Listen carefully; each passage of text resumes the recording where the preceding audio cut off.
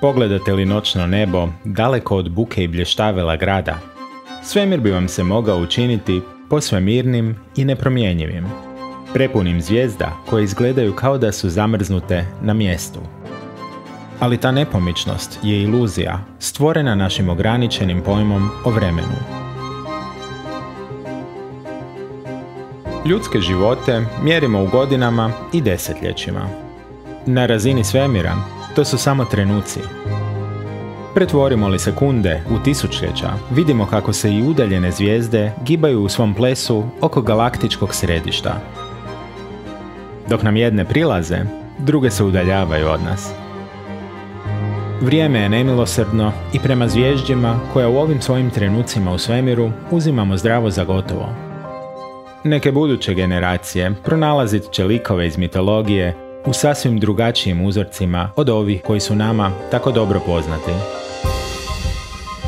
Čak se i mjesec malo po malo udaljava od nas, po nekoliko centimetara godišnje. To je nedovoljno da odmicanje bude primjetno u bilo kojim osim najvećim vremenskim razmacima. Vratimo li se kroz vrijeme 4,5 milijarde godina, postaje nam jasnije kako i najmanja gibanja uz dovoljno vremena čine velike promjene. Ovako bi izgledao pogled na mjesec nedugo nakon formacije, kada je umjesto današnjih 380.000 km od Zemlje bio udaljen samo 20.000 km. Niti Zemlja tada nije bila nalik gostoljubivoj plavoj kuglici na kojoj smo rođeni.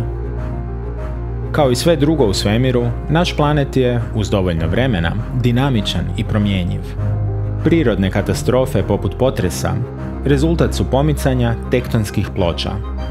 Centimetar po centimetar i nakon nekoliko milijardi godina nebrojenih potresa i vulkanskih erupcija dobivamo pogled na poznatu nam kartu svijeta, prije nego što vrijeme i nju ne promijeni.